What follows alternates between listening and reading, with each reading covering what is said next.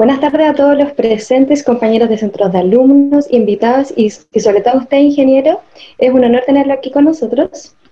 Y esperando que esté listo para su presentación, me presento yo primero. Mi nombre es Ángela Gutiérrez, soy parte del Centro de Alumnos de Geología de la Universidad Andrés Bello, sede Concepción de Chile.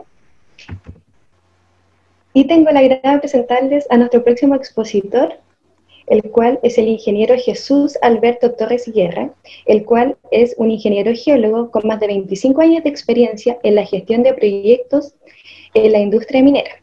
Actualmente es doctorando en Ciencias Ambientales, línea de investigación en Minería y Ambiente, con estudios de posgrado MBA en Alta Dirección de Gestión de Proyectos, cursos de Administración y Gestión de Proyectos en ESAN y estudios de maestría en Geología en la Universidad Nacional Mayor de San Marcos, enfocada en resultados y cumplimientos de objetivos considerando seguridad, responsabilidad social y respeto del ambiente, generando valor en las empresas. Ha liderado importantes proyectos de exploraciones y mineros en Perú, Ecuador, Bolivia y Argentina, con el Grupo Buenaventura en Perú y Argentina, en EREPSAC y en Perú con Esteral Mining Limitada. Logros profesionales que el ingeniero nos da son con el Grupo Buenaventura, líder del equipo descubridor de las minas, La Zanja, Tatahuantay y los Pircos en Cajamarca, estrategia para descubrimientos de Antapite en Huacabélica y Trapiche en Apurímac, en EREPSAC y Stellar Mining, organizando y proponiendo portafolio de proyectos de metales base para ser evaluados. En ambas empresas se consiguió la compra de una mina incrementando el valor de dichas empresas. Y desde julio del año 2015 participa en la docencia en la Universidad Nacional Mayor de San Marcos, dictando cursos en pregrado y posgrado en la Facultad de Ingeniería Geológica, Minera, Metalúrgica y Geográfica. Ingeniero, si está listo, le doy el pie para que comience con su exposición. Ok, muy amable, Ángela. En este momento inicio. Buenas tardes, señores organizadores del primer ciclo de conferencias Geología en el Pacífico, colegas y amigos. Es para mí un honor compartir unos minutos de intercambio de experiencias, en este caso de hallazgo y estudio de un proyecto relacionado a un posible yacimiento tipo IOCG en la costa norte del Perú. Es importante que mencione que este trabajo es parte del proyecto de investigación titulado Estudio del magmatismo mesozoico y sus implicancias en la determinación de un modelo de exploración geológico-estructural relacionado con la ocurrencia de yacimientos tipo IOCG en la cordillera de la costa y llanuras preandinas de los Andes peruanos, y corresponde con los resultados del trabajo de campo como parte del convenio marco entre la Universidad Nacional Mayor de San Marcos y el Instituto Geológico, Minero y Metalúrgico INGEMET, quienes nos apoyaron con la detección y el análisis de laboratorio.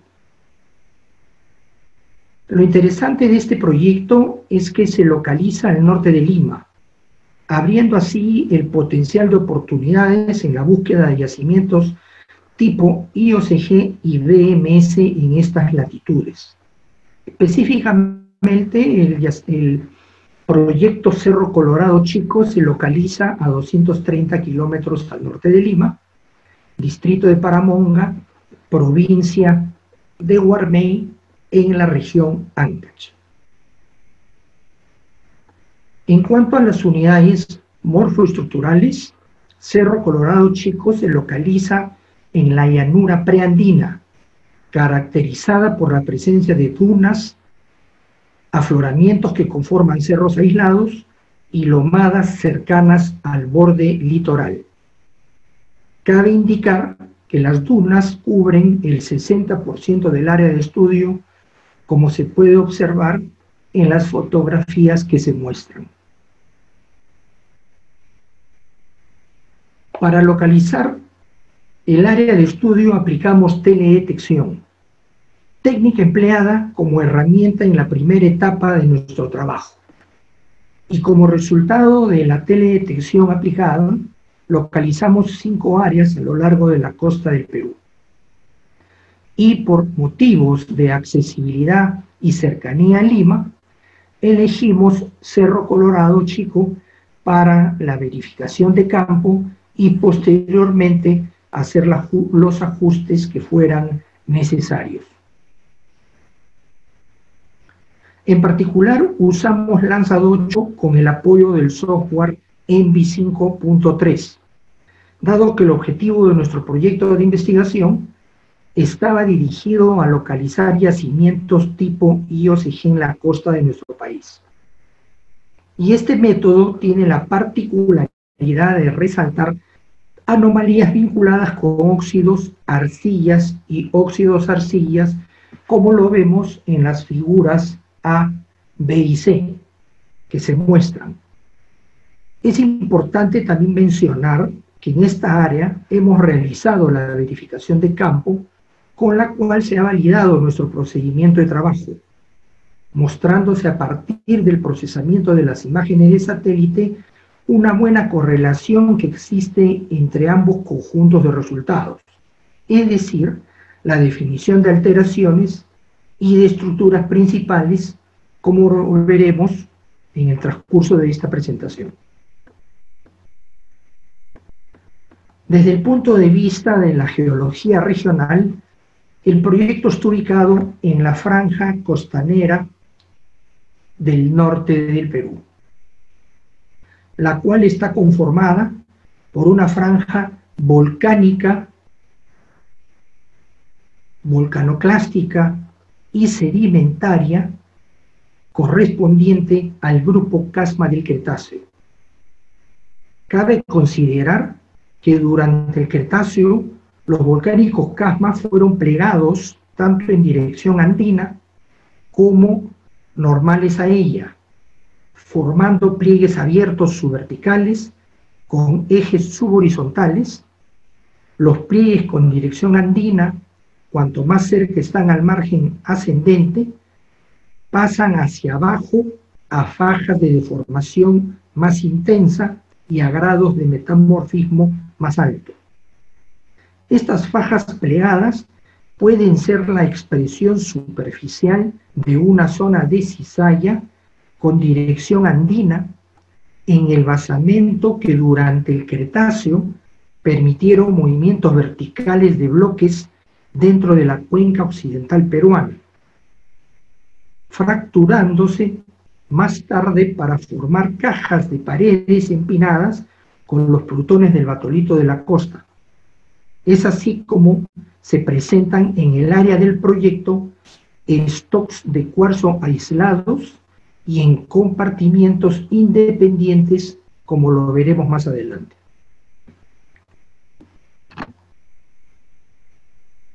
Los principales lineamientos y fallamientos tienen dirección noroeste andina como noreste transversal, e incluso algunas este-oeste. Como vemos en la lámina, es importante indicar que en la continuidad de las estructuras regionales se localizan Antamina, Uchucchacua, Toromocho, entre otros, lo cual debe seguir siendo intensamente estudiado para relacionar estos lineamientos y fallas con potenciales proyectos, como en el caso de Cerro Colorado Chico.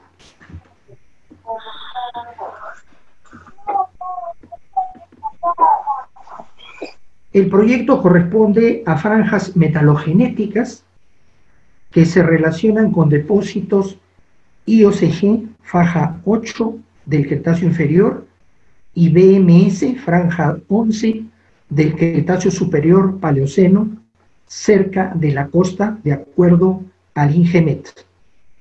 Con respecto a la presencia de BMS en el norte del Perú, se tiene en Piura a la cuenca de Lancones y otros proyectos. Al norte de Lima, María Teresa, Palma y Perú Bar al este de Lima. En el sur tenemos Cerro Lindo, Y en lo que se refiere a depósitos IOCG, se tiene a Condestable, Mina Justa y algunos proyectos entre Moquegua y Tacna. La pregunta es ¿por qué no hay IOCG al norte? Y la respuesta podría ser que su exploración ha sido subvaluada y lo que se pretende con esta presentación es llamar la atención con respecto a que las posibilidades concretas de exploración están abiertas en el norte y hay mucho aún por explorar. Con respecto al área de estudio, está conformada por una secuencia de rocas volcánicas y volcanoplásticas y sedimentarias del grupo Casma y rocas intrusivas del Matolito en términos generales. Lo que está en verde aquí, precisamente, es lo que indicamos como el grupo Casma, y en rojo algunos afloramientos que iremos detallando correspondientes al Matolito de la costa. Las zonas 1 y 2, que se ubican al sur del proyecto, están conformadas por rocas volcánicas andesíticas y brechas silíceas cortadas por vetas de cuarzo de hasta 2 metros de ancho con 3 generaciones de cuarzo, con óxidos, hematita y jarosita como patinas. Las brechas poseen un halo de oxidación, mientras que algunas de las vetas poseen carbonatos y sulfuros secundarios de cobre en las cajas. También se observan venillas de cuarzo y hematita. En la zona 3, localizada, digamos, casi al centro del área del proyecto, está conformada por rocas volcánicas andesíticas de textura afanítica a porfirítica, con oxidación supérgena cortada por diques de andesita porfirítica, con pirita y calcopirita diseminada. Hacia el este se encuentra un stock de cuarzo con intensa silicificación, abundante pirita diseminada y trazas de calcopirita. Hacia la periferia se encuentran brechas silicificadas de clastos medianos con diseminación de pirita y calcopirita en trazas. En la zona 4 está conformada por un stock de cuarzo brechado, silicificado, y hacia los alrededores se observa oxidación moderada conformada por hematita y goetita, cortando a las rocas volcánicas andesíticas que también presentan oxidación moderada. La zona 5, que es la zona localizada al norte del área del proyecto, está conformada por un stock de cuarzo cortando las rocas volcánicas andesíticas porfiríticas silicificadas y con pirita diseminada, a la vez cubiertos por un halo de oxidación. Todo el conjunto entre, digamos, el grupo Casma y los intrusivos están cortados por numerosos diques andesíticos tardíos no mineralizados. Esta geología, sin duda, es sumamente sugerente, ya que nos podemos encontrar precisamente frente a un tipo de yacimientos IOCG o quizás un BMS.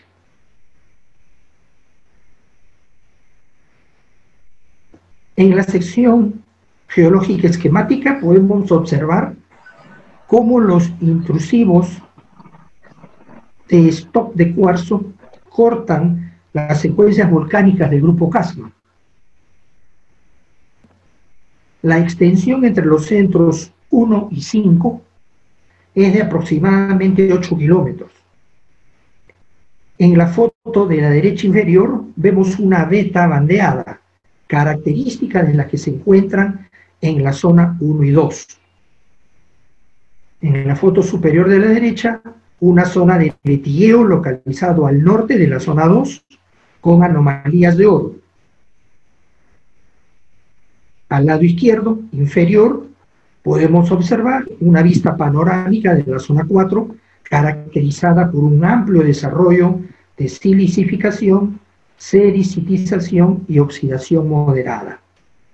Y en la superior del lado izquierdo, observamos el stock de cuarzo característico en la zona 5, con fuerte pendiente a modo de un cerro aislado, que en los bordes presenta anomalías de cobre, molibdeno y zinc. Dicho sea de paso, en la foto precisamente nos encontramos con los estudiantes de la universidad haciendo los trabajos de campo.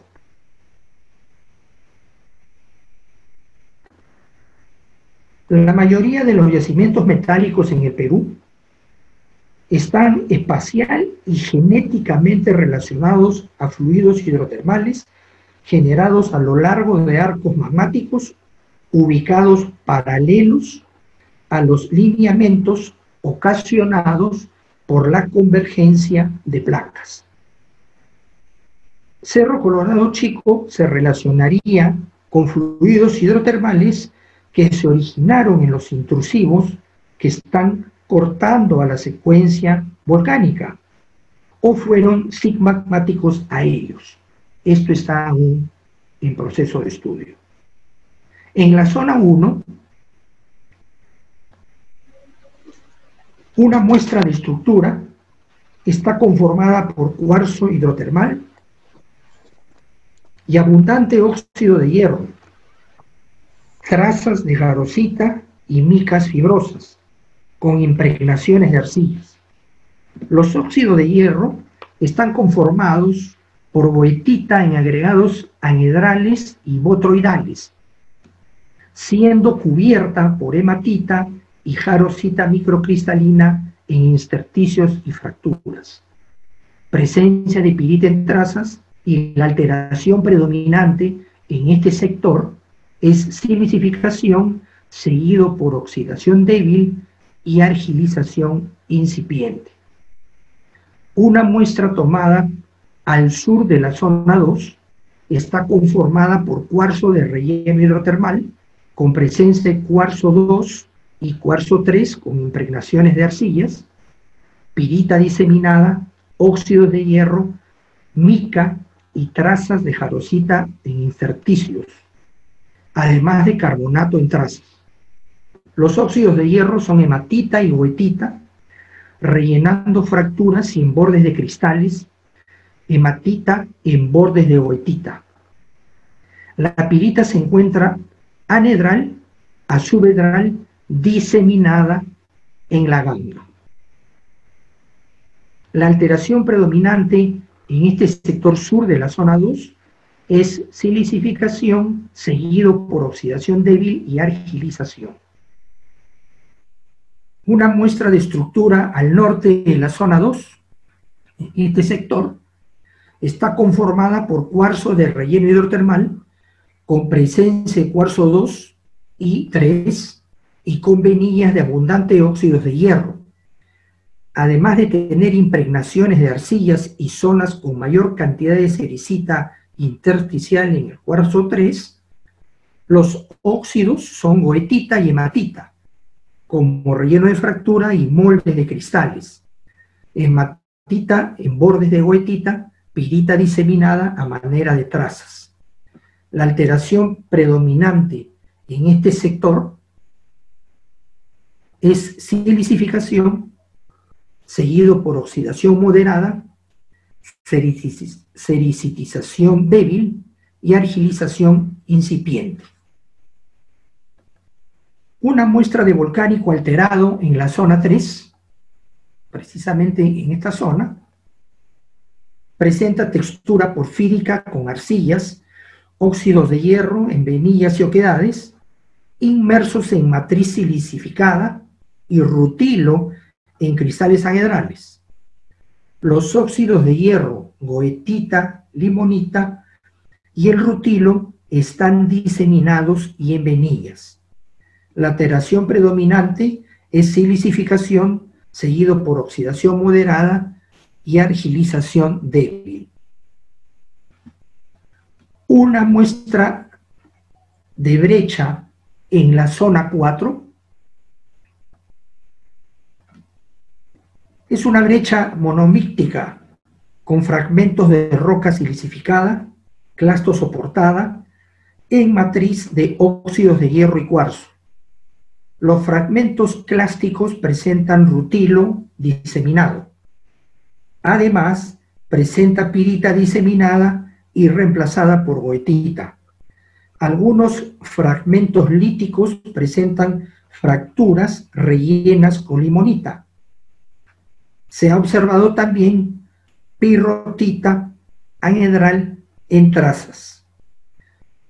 Y una muestra de estructura de relleno de cuarzo y óxidos en la zona 5 presenta textura de relleno, minerales de óxidos de hierro, goethita y hematita, algunos parches de micas y además cristales de rutilo subhedrales de manera de trazas en moldes de cristales, escasos cristales de pirita y calcopirita diseminada.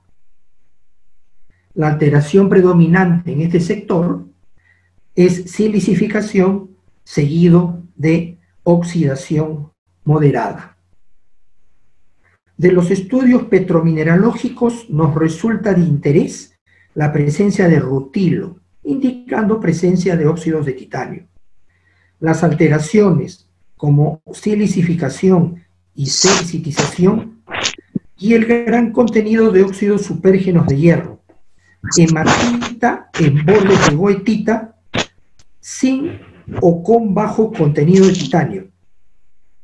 A pesar de tener valores anómalos en la geoquímica, por ejemplo, de cobre y oro, no se presencia mucha evidencia de las especies minerales con presencia de estos metales, salvo calcopirita en la muestra de la zona 5.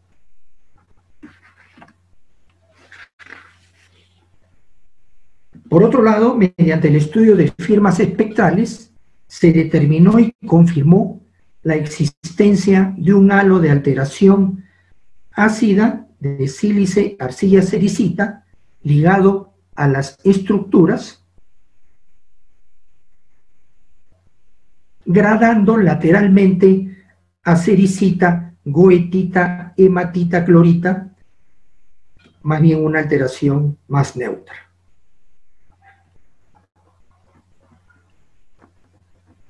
La estadística bivarial al 95 y 99% de significancia nos ayudó a determinar correlaciones estadísticas importantes de cada población. Y en el caso de betas, logramos encontrar una correlación de escandio, vanadio, fósforo y titanio en el stock de cuarzo con brechas de hematita, antimonio, hierro, vanadio, manganeso, fósforo y zinc principalmente, y otras más. En rocas de textura clástica alterada, las correlaciones principales se obtuvieron con cobalto, manganeso, níquel, cobalto, manganeso, zinc y níquel, zinc, escandio. En las andesitas porfiríticas, la correlación, digamos, más importante es la de cobalto, manganeso, zinc, y en las rocas alteradas, brechadas de textura fina, escandio, titanio.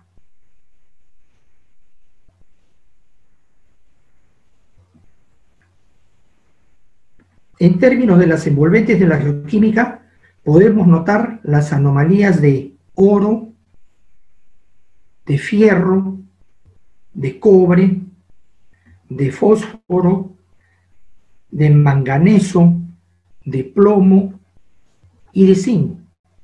Se genera una zonación de oro, cobre, hierro, fósforo en dirección de las zonas C2 y C3 y laterizando a manganeso, plomo, zinc en las zonas C3, C4 y C5.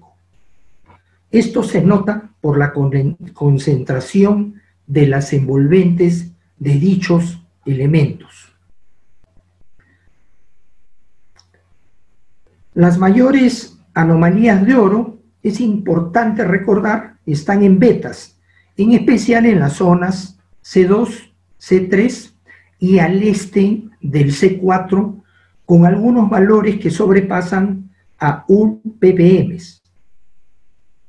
contrastándose con altos valores de cobre sobre las zonas C2 y C3 de hasta 1000 ppm en betas. Se tiene anomalías de hierro de hasta 43.8% en betas en la zona C4. Para el caso del zinc, las mayores anomalías son de hasta 786 ppm al este del C4. Los cuerpos silíceos, es decir, los stocks de cuarzo con brechas hematíticas y brechas silíceas, son centros sin mineralización evidente.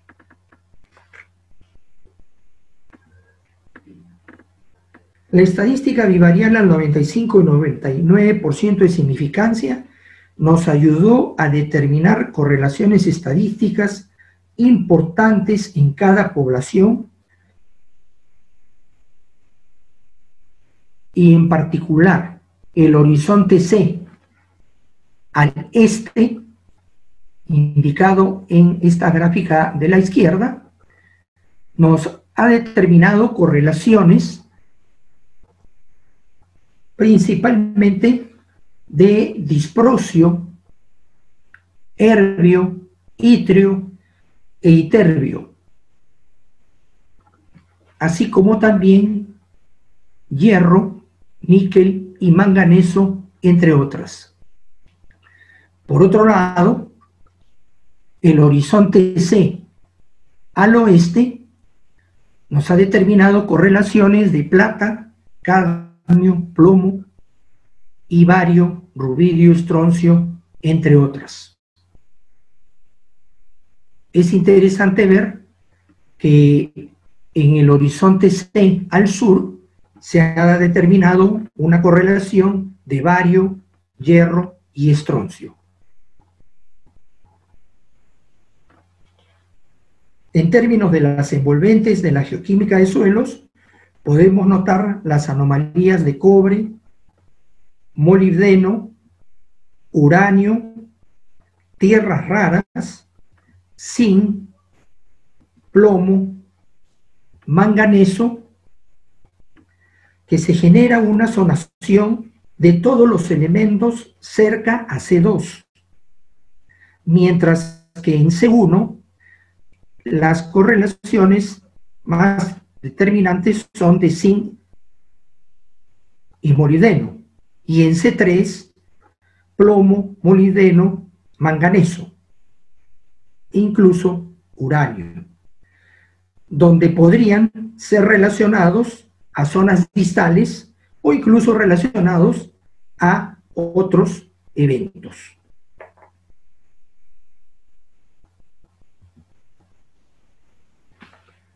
Como resultados de la geoquímica podemos indicar que el estudio estadístico evidenció anomalías de oro hasta 3.39 ppm en la zona 2, cobre de 519 a 1030 ppm en la zona 3, arsénico hasta 380 ppm y zinc hasta 786 ppm, entre las más importantes.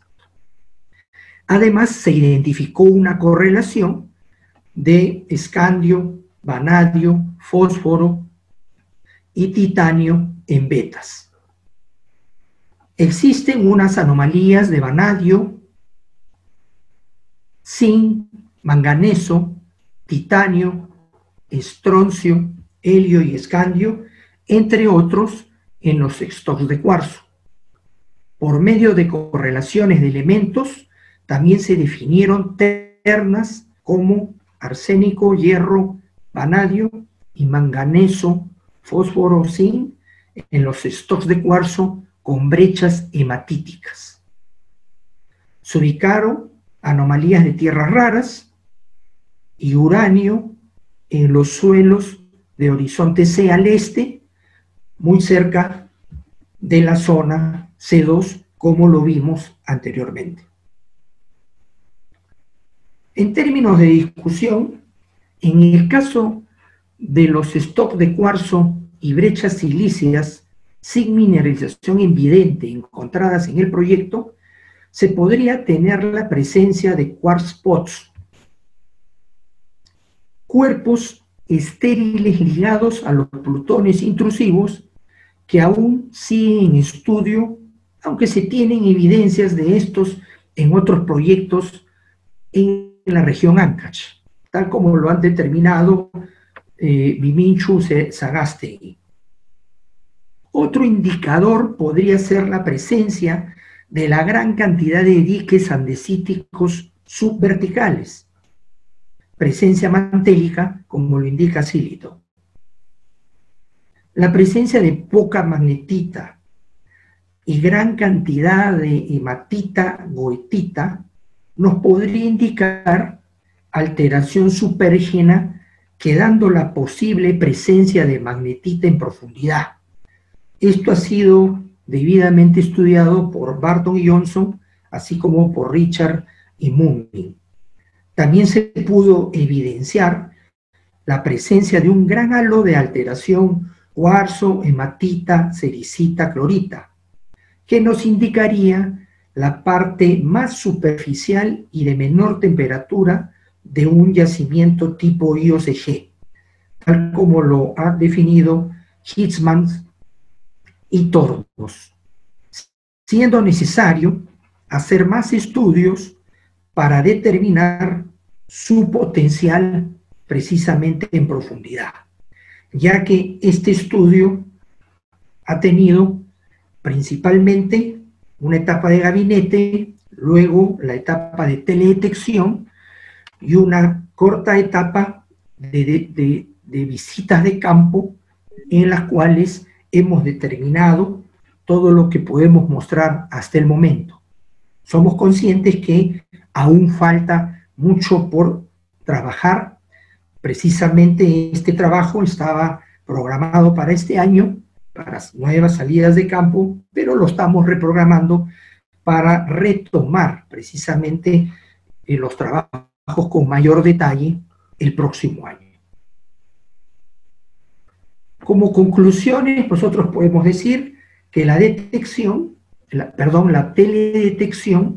es una herramienta indispensable para poder localizar zonas prospectables de yacimientos tipo IOCG usando las imágenes Landsat 8 con el software ENVI 5.3.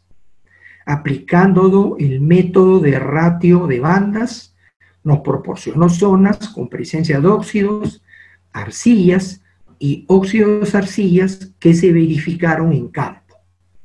Cabe mencionar que también se han corroborado y afinado con imágenes Sentinel que tienen una mejor resolución en óxidos. Los afloramientos relacionados con cuerpos intrusivos subvolcánicos del batolito de la costa que intruyen al grupo Casma se relacionan con geoformas positivas a modo de cerros aislados, con coloración rojiza a verdosa, originando una intensa anomalía de color tanto en los afloramientos como en los suelos de variada tipología.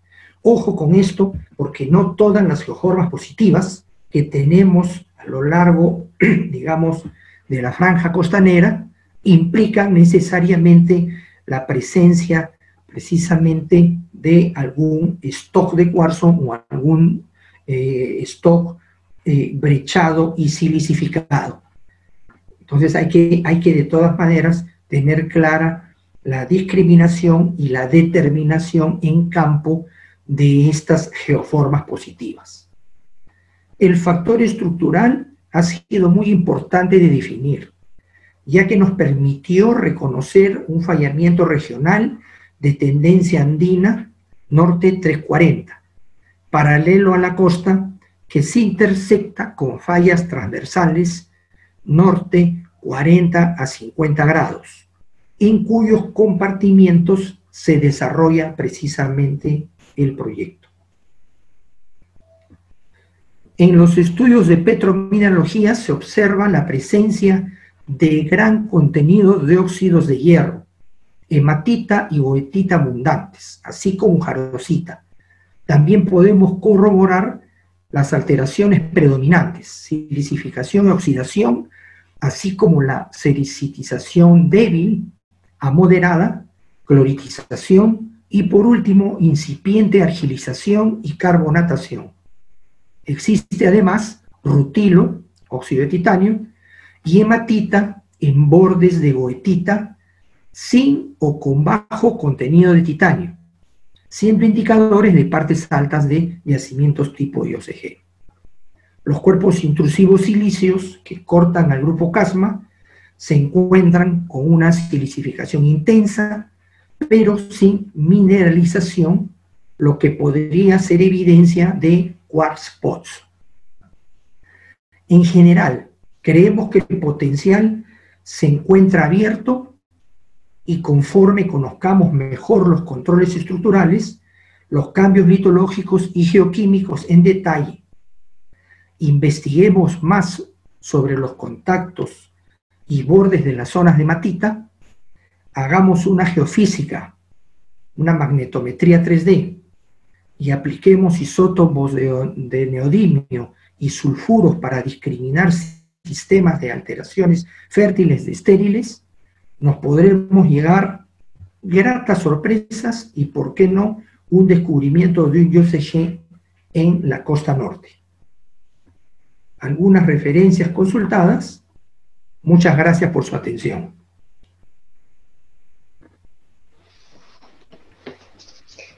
Muchas gracias, ingeniero, por su presentación.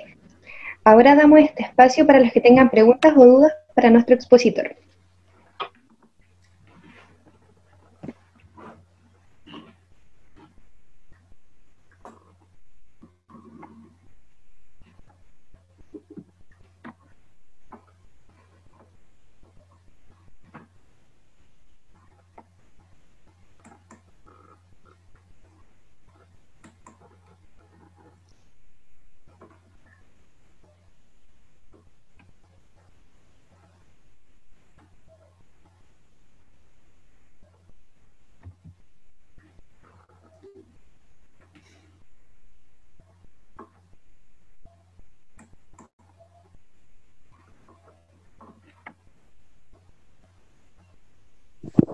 Buenas tardes, ingeniero. No sé si se me escucha. Sí, claro, le escucho perfectamente. Habló sobre al inicio y al medio no alcancé a notar muy bien, pero habló sobre que utilizaron la teledetección para poder observar ciertos minerales de la zona. ¿Cómo fue más o menos ese trabajo? ¿Qué es lo que usted recomienda hacer al principio de cada trabajo? Mire, en realidad es importante hacer precisamente, como lo comentamos, el estudio de la ubicación de manera, primero, con los grandes lineamientos estructurales. Esto es una situación que nos ayuda mucho para la determinación precisamente de los, digamos, de los IOCGs. Por otro lado, es importante que en alguna forma nosotros tengamos alguna experiencia en determinación de zonas particularmente de oxidación, porque si conocemos que en el campo nosotros estamos relacionando la posible presencia de yacimientos IOCG a zonas oxidadas, pues tenemos que tener una muy, digamos, afinada experiencia en determinar este tipo de materiales. Eso en primer lugar y en términos generales. Luego que yo pueda haber determinado un área y, digamos, tenga las condiciones para poder ir al campo, como lo que nosotros hicimos de manera inicial, fue precisamente acercarnos a la zona del proyecto que estaba más cerca de Lima, precisamente la zona de Cerro Colorado Chico. Ahí tomamos algunas muestras porque en alguna medida estábamos confirmando lo que la teledetección nos había precisamente, digamos, determinado en el estudio. Y vimos que se encontraban zonas precisamente con interesantes tipos de alteración. Entonces, una vez en el campo, tomamos muestras de distintos sectores, las georreferenciamos, definimos su característica petrológica y mineralógica y precisamente la llevamos de regreso al laboratorio. Cuando se hizo el estudio de las firmas espectrales, se pudo determinar de manera precisa cada una de las zonas de alteración que habíamos determinado y pudimos afinar precisamente nuestros procedimientos para seguir localizando, digamos, nuevas áreas. Y es así como procedimos y pudimos localizar, digamos, como lo indicamos, me parece que está en esta lámina, pudimos localizar 5 áreas a lo largo de la costa con características similares a lo que definimos en Cerro Colorado.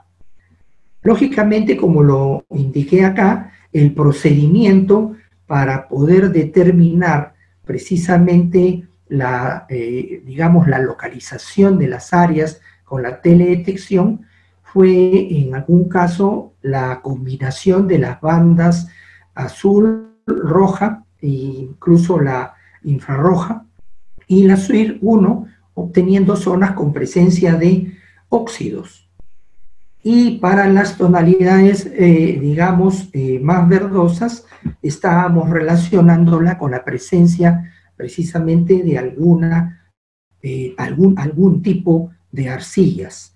Y cuando nosotros utilizamos bandas rojas, azules, para, óxidos, y SWIR-1 y SWIR-2 para arcillas, obtuvimos, la presencia de óxidos, que es lo que vemos nosotros en las láminas que mostramos, con color rojo para los óxidos, con color verde, como notamos acá, para las arcillas, y la combinación de óxidos-arcillas con color amarillo. Esa fue la forma como nosotros, podríamos decir, cerramos el gabinete con una presencia en el campo y luego lo completamos con la definición de las firmas espectrales.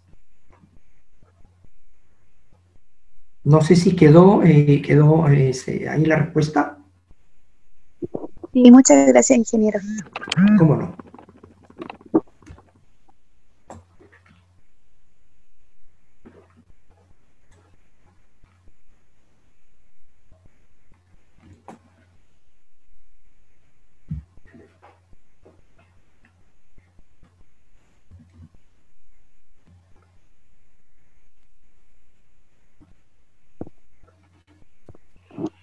Hay preguntas en el chat, ingeniero.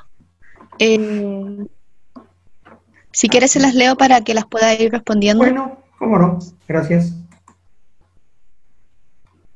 Dice, en base a su experiencia con la teledetección. Bueno, dejo la pregunta ahí inconclusa. Quizá era la de antes, ¿no? Sí, creo que era la de antes. Sí, seguramente. Gracias. Pedro. ¿Ah? Aquí hay una pregunta de Pedro Sea. Dice, buena charla. Mi consulta va dirigida a si en el estudio del depósito se han integrado datos de isótopos para obtener información de génesis. Gracias, Pedro, por la pregunta. Precisamente es lo que estábamos planteando hacer. Y es incluso es la recomendación que nosotros estamos brindando para poder digamos, tener mayor información al respecto de la data de isótopos. No hemos hecho aún, y es lo que seguramente en la campaña del próximo año nosotros deberíamos de completar. Sí, no tendría información más para darle, Pedro. Aquí tenemos otra pregunta que la ha completado Evelyn, que dice, en base a su experiencia en la teledetección, ¿cuál es el porcentaje de precisión de esta técnica? Bueno, en realidad nosotros, con el procedimiento que hicimos, nosotros logramos digamos, una aproximación, podríamos decir, de un 80-90%. Hicimos algunos ajustes que nos llevaron a ese porcentaje de consideración, pero sí tuvimos que ir al campo. El detalle es que cuando nosotros hicimos solamente digamos, el estudio de teledetección rápidamente, y en el gabinete nos salieron más áreas. Me parece que, si mal no recuerdo, fueron alrededor de 10 o 12 áreas las que encontramos inicialmente. Con la salida al campo, y como estaba cerca a Lima, nos dimos pues con la grata sorpresa de que ese dato encontrado cerca a Lima precisamente correspondía con un área prospectiva. Entonces lo que hicimos fue tomar muestras a lo largo precisamente de estas zonas denominadas C1, C2, C3, C4 y C5. Con esa georreferenciación que hicimos de las muestras y con el estudio de las firmas espectrales, pudimos recién afinar el método y lograr esa alta precisión que le hemos comentado. Nos identificó el área, pero nos identificó un área, digamos, más grande de lo que en realidad correspondía. La fuimos ajustando precisamente, uno, con las firmas espectrales, y dos, también con la aplicación de otra herramienta de teledetección. Como lo dije hace un rato, también utilizamos Sentinel. La ventaja del Sentinel es que es mucho más, digamos, detallista en términos de precisión para los óxidos, de tal manera que con ella es que logramos, precisamente cruzando estas técnicas, es que logramos esa alta precisión para este caso en particular. Ingeniero, no sé si... la siguiente pregunta. Sí, diga. La siguiente pregunta es de Diana Cortés, que dice, ¿en el quartz pots a qué se refiere con que sean estériles? En realidad, estos son afloramientos, digamos, que se encuentran, por decirlo de alguna manera, de forma vertical, cortando las rocas volcánicas del grupo K. Y estos son cuerpos principalmente de cuarzo, incluso con una intensa silicificación. Su comportamiento en la geoquímica básicamente es, digamos, presenta los resultados una baja anomalía, digamos, en términos de elementos metálicos. Un que otro dato ligeramente anómalo en términos de antimonio, en términos de escandio, en términos de níquel, pero son muy débiles. Es la razón por la que nosotros le hemos denominado cuerpos estériles. Y dicho sea de paso, estos cuerpos de cuarzo estériles o stocks de cuarzo estériles que podrían estar relacionados con un quartz pots, es lo que lo caracteriza. Son precisamente cuerpos de cuarzo sin mayor contenido metálico. Y es lo que precisamente Lobo Guerrero determinó en unos trabajos y denominó así en unos trabajos que él hizo en Colombia y entiendo también en África, donde precisamente la característica era que fundamentalmente tenían que ser stocks o cuerpos de cuarzo, podrían estar silicificados también, pero sin contenido metálico importante. Entonces, al respecto de esto, nosotros lo que queremos es seguir estudiando para ir determinándolos mejor y poder incluso definirlos desde el punto de vista mayormente petrográfico y químico, que es lo que nos falta precisamente completar. Gracias, ingeniero. La siguiente pregunta es de Rodrigo Hurtado y que dice: gracias por la presentación. ¿Se han llegado a observar lamprófidos de los intrusivos a los que el IOCG estaría asociado? En realidad, en los alrededores de la zona, lo que más llama la atención es precisamente estos stocks de cuarzo. Entendemos nosotros que probablemente en profundidad pudieran estar relacionados otros tipos de cuerpos intrusivos, que en el área no los hemos encontrado. Los otros intrusivos que hemos encontrado en la zona son principalmente diques andesíticos con una débil propilitización, pero sin presencia de mineralización metálica. Son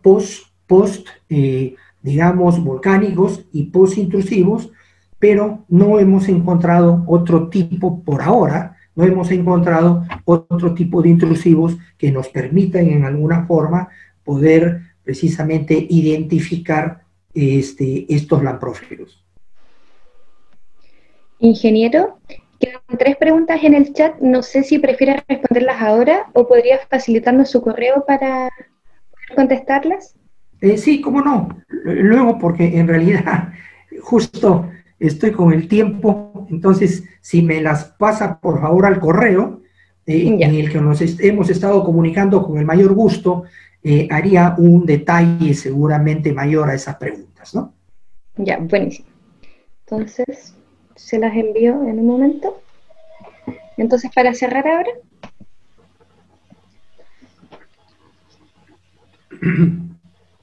Ya.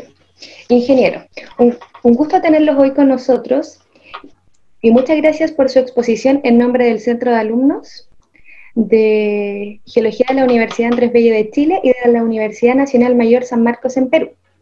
Y para todas las personas que estuvieron siendo partícipes para la realización de este proyecto.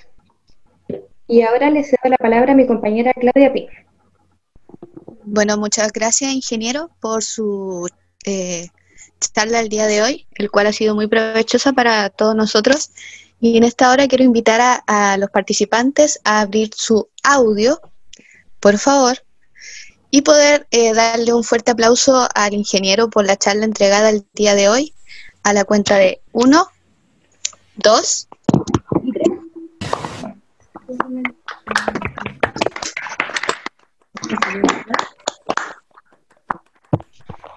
Muchas gracias, ingeniero, por la charla el día de hoy y esperamos que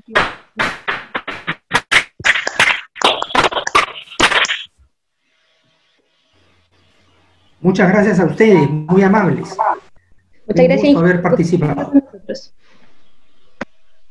Que tengan un buen día. Igualmente, ingeniero, que tenga una buena clase ahora junto a sus alumnos. Gracias. Hasta una nueva oportunidad. Muy gentiles.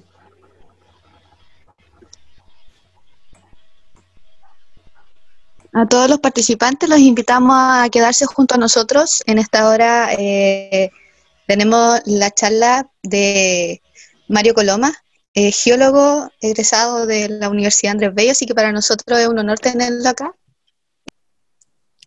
Muy buenas tardes, geólogo Mario. ¿Me permite un par de minutos para poder presentarlo? Por supuesto. Bien. Tengan muy buenas tardes cada uno de los presentes. Soy Hugo Taipecano, miembro del grupo de ayuda en geoquímica de la Universidad Nacional Mayor de San Marcos, y en esta oportunidad voy a ser el moderador. Hoy tenemos el agrado de presentar al geólogo Mario Coloma Aguilera, el cual nos brindará la videoconferencia de esta tarde, que va a tratar sobre la caracterización petrocalcográfica y estructural de la mina Buenavista, un yacimiento estratoligado a cobre-plata. El geólogo Mario Coloma es egresado de la Universidad Andrés Bello de Chile, cuenta con conocimientos en alteración hidrotermal, metalogénesis andina, depósitos de tipo estratoligado y pórfidos cupríferos en áreas de estudios asociados a geología económica y exploración minera. Desarrolló su memoria de título con temas ligados al análisis macroscópico descriptivo de mineralogía de mena, alteración y ganga, la geología estructural y seguimiento de cuerpos mineralizados asociados a vetas o mantos, y la toma de datos estructurales y orientación de sistemas de fallas y diques.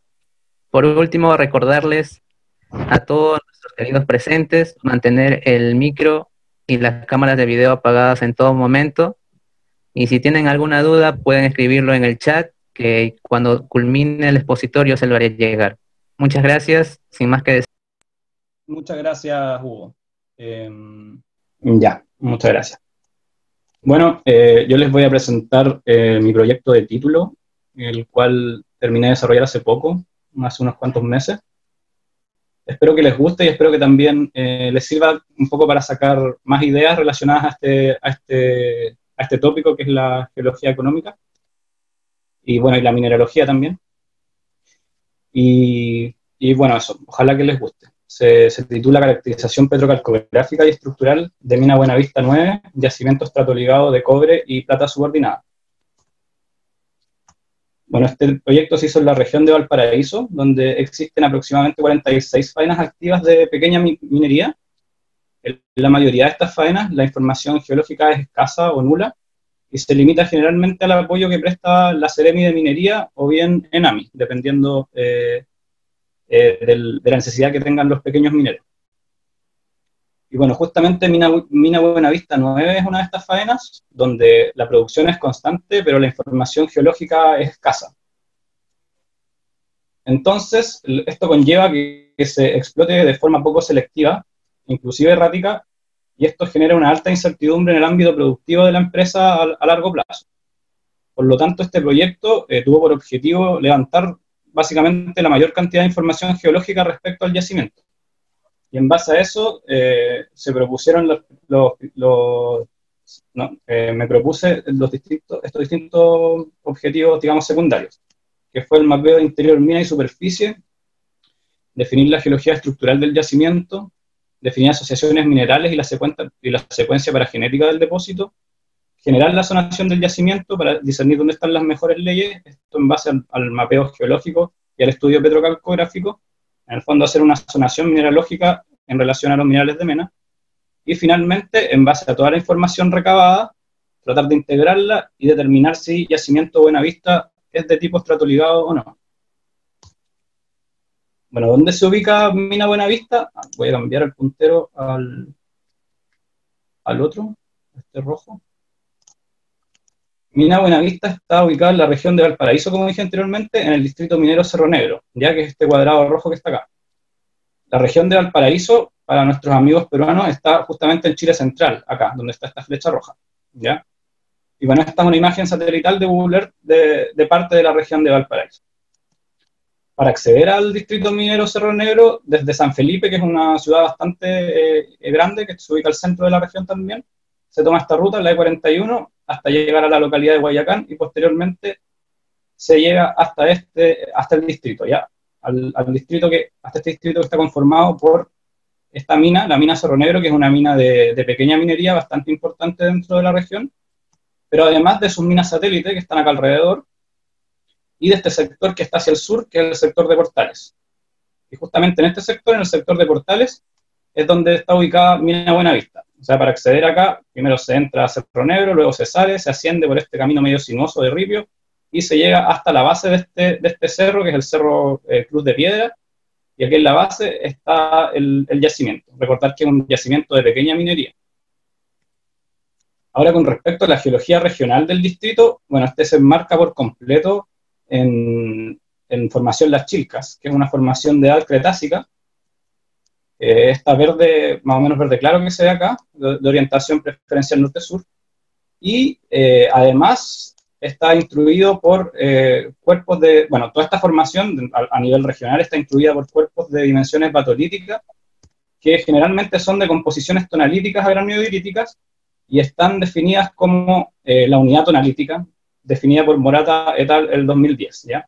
Si se fijan acá en el Distrito Minero Cerro Negro, que está enmarcado en rojo, hay un pequeño cuerpo batolítico que también está, digamos, cercano al distrito, ¿ya? Que justamente sería esta unidad tonalítica, parte del complejo plutónico Illapel, del complejo plutónico mucho mayor a escala regional, como dije anteriormente.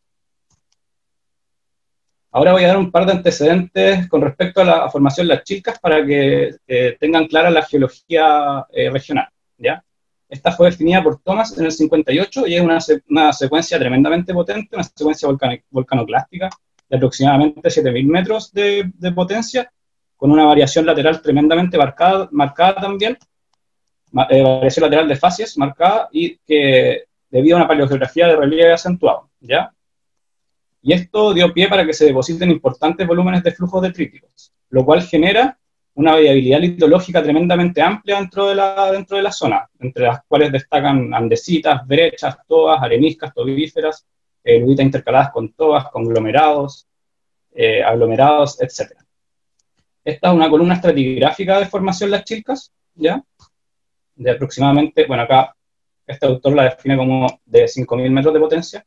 Ahí van variando un poco las potencias dependiendo del autor que la estudie. Parte con la parte basal, que es el miembro Pitipeumo, formado principalmente por lavas, areniscas y fangolitas.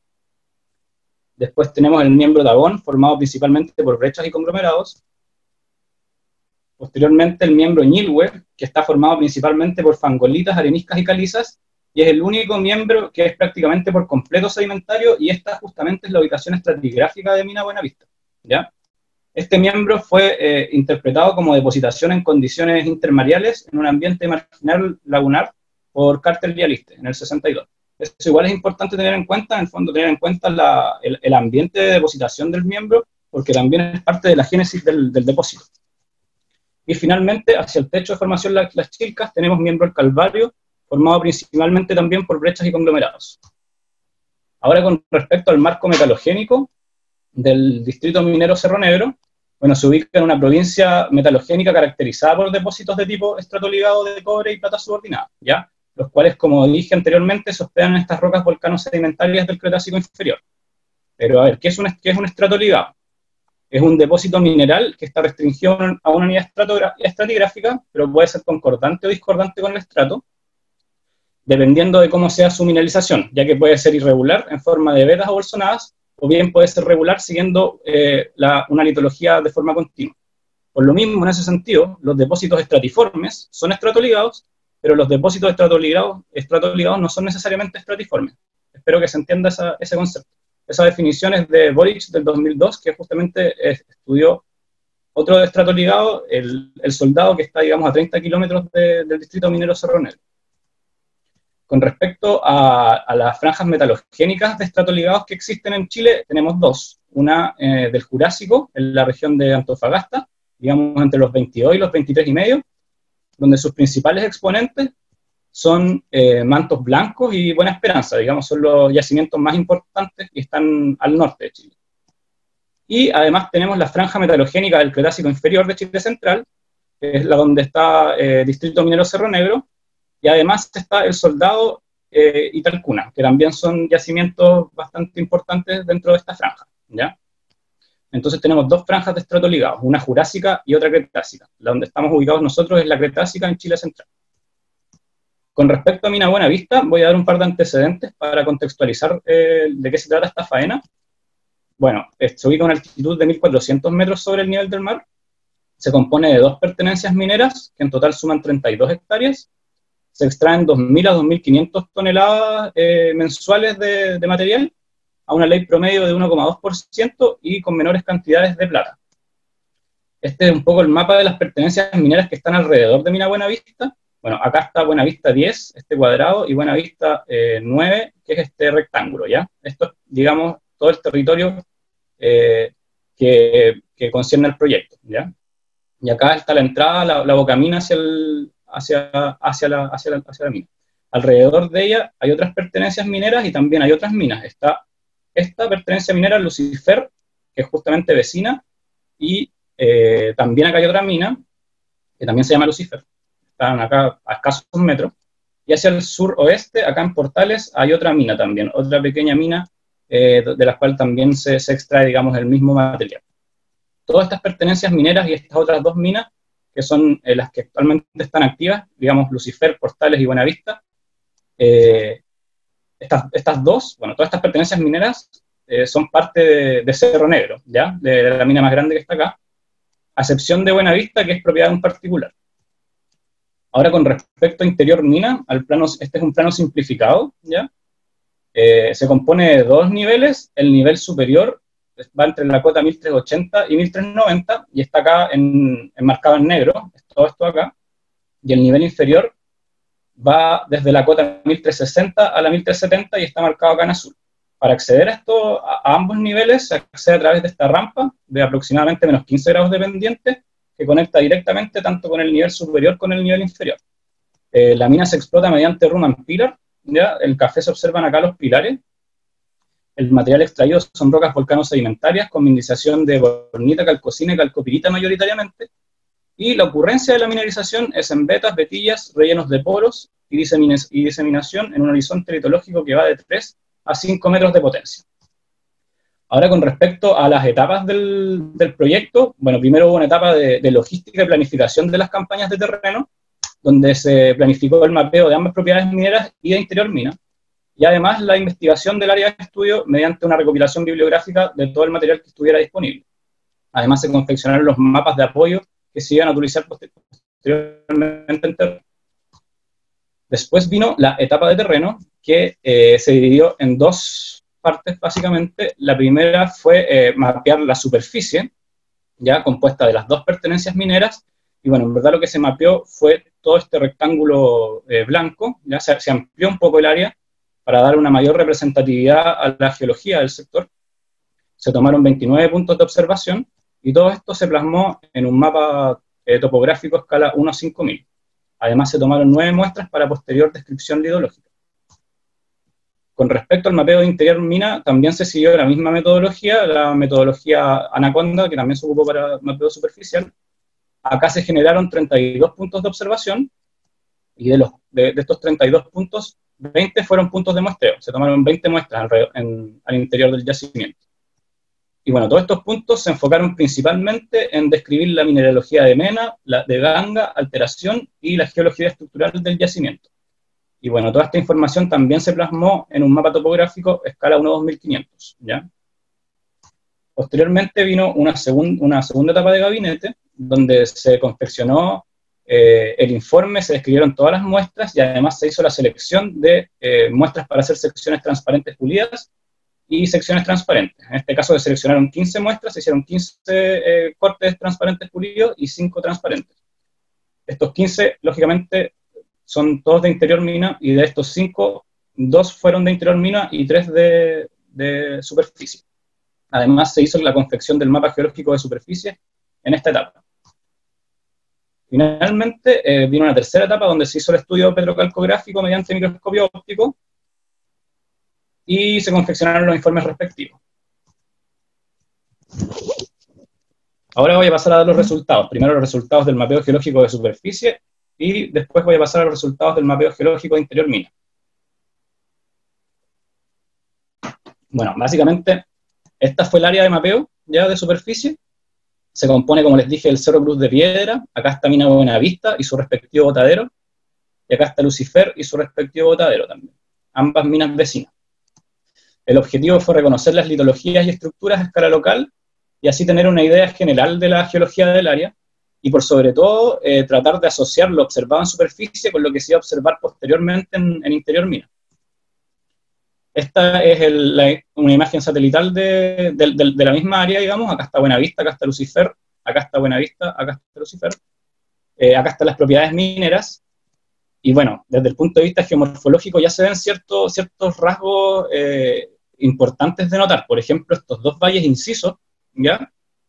A diferencia de este sector más plano, más llano que está acá, que da cuenta de litologías distintas, unas más competentes que otras, como las que están acá al norte, y otras menos competentes, o más erodables, o bien más preferentes a meteorizarse, ¿ya? Bueno, efectivamente, este es el mapa de superficie de las propiedades mineras. Acá está Mina Buenavista, acá está Lucifer, y voy a partir describiendo las litologías de oeste a este, partiendo por esta gris que está acá, que es justamente donde se enmarcan las dos minas, que tiene aproximadamente una potencia de 80 metros, y continúa hacia las cotas bajas de este cerro. Esta, digamos, es el techo de la secuencia, es una secuencia preferentemente sedimentaria, compuesta por intercalaciones de areniscas y lutitas, ya como se puede ver acá en la foto. Justamente en esta foto también se observa esta falla, digamos, con un salto de falla métrico y su salbanda de falla respectiva. Y bueno, esta litología en verdad es tremendamente importante porque es donde se enmarcan ambas minas, y que se detalla con posterioridad en el apartado de mapeo geológico interior mina, ¿ya? Se pudieron tomar acá el rumbo y el manteo, digamos, son todas estas litologías tienen una orientación preferencial norte-sur. Bueno, esta tiene norte 10 grados este y mantea con 10 grados hacia el sureste.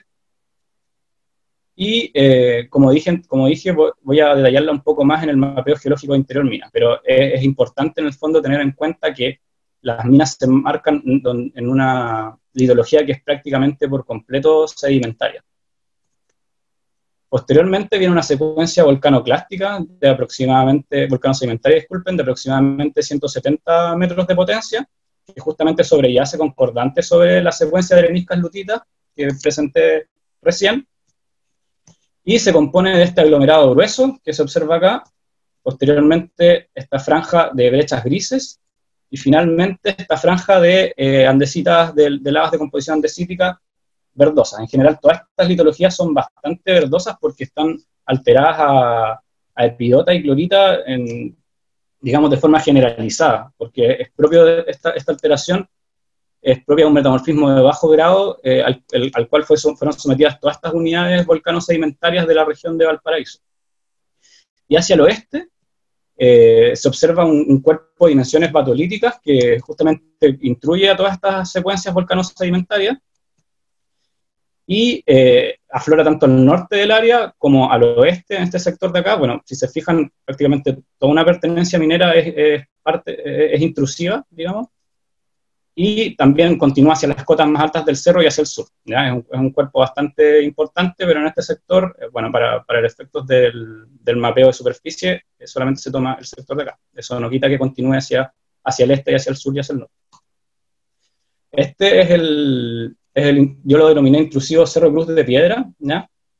Tiene aspecto de lava porque en verdad un intrusivo hipoabisal, así está definido también un poco en la bibliografía, y efectivamente tiene fenocristales de plagioclasas, cuarzos, feldespatos y anfíboles, unos anfíboles en cúmulos tremendamente grandes, que si los pueden ver acá, inmersos en una matriz grisácea de la misma composición, ¿ya? La roca es melanocrática, holocristalina, inequigranular, y como dije anteriormente, es porfírica, y se clasifica como una granodiorita. Y además, en el sector del área de estudio, están estos diques subvolcánicos de potencias, digamos, que van de 80 centímetros hasta 8 a 10 metros de potencia, con tendencias estructurales variables, pero en verdad hay una tendencia más clara, hay dos tendencias más claras, una noreste y otra noroeste. Cortan generalmente todas estas secuencias volcano-sedimentarias, pero se observan mayoritariamente en el sector de estos dos yacimientos, ¿ya? Aquí se pueden sacar datos estructurales más claros y se puede observar con mayor claridad los diques. Es una roca gris oscura, melanocrática, microcristalina y porfírica. No se ven muy bien la mineralogía, por lo mismo fue uno de los primeros candidatos a corte para analizar mejor su composición y determinar qué tipo de roca era. bueno, se observan estas plagioclasas epiotizadas, estos cristales de anfíboles y plagioclasas, todo inmersos en una masa fundamental de la misma composición. Además, estos anfíboles completamente cloritizados también, y se clasifica como una microdiorita, ¿ya? Son diques microdioríticos. Entonces, recapitulando, tenemos primero esta secuencia preferentemente sedimentaria donde se enmarcan los dos yacimientos, que en este sector se representa por intercalaciones de areniscas y lutitas. Concordantemente tenemos la secuencia volcanoclástica compuesta por andesitas verdes, brechas grises y este aglomerado grueso. Y finalmente, hacia las cotas altas del cerro y hacia el norte y sur, este intrusivo granodiorítico. Además, estos diques subvolcánicos dioríticos con tendencias estructurales noroeste y noreste que cortan todas las secuencias volcano-sedimentarias y que se pueden observar más claramente en el sector de Mina Buenavista, digamos en esta parte y también por acá. Acá está el mapa de superficie nuevamente con este perfil AA', que ejemplifica un poco lo mismo, la concordancia de los estratos, partiendo por el sedimentario, y luego los que están más arriba, los volcanos sedimentarios, el dique, disculpen, el intrusivo batolítico, granodiorítico, y estos pequeños cuerpos, digamos, de 80 centímetros a 10 metros de potencia, de composición distinta, esto granodiorítico, esto microdiorítico, ¿ya? Y bueno, la relación obviamente entre esto y esto no está clara, pero claramente tienen composiciones muy distintas. Por lo tanto, aquí los dejé separados y con estos signos de interrogación entre medio. Ahora, con respecto al mapeo geológico de interior mina, lo que voy a hacer va a ser detallar la litología de cada unidad, después el dominio estructural, en base a eso voy a hablar un poco sobre las asociaciones y la secuencia paragenética para finalmente mostrar la zonación mineralógica del yacimiento, en el fondo dónde están las mejores leyes y dónde están las peores leyes. Voy a partir, bueno, acá está el mismo mapa, el mapa de interior mina simplificado que mostré al comienzo, pero acá están ploteados los diques, ¿ya?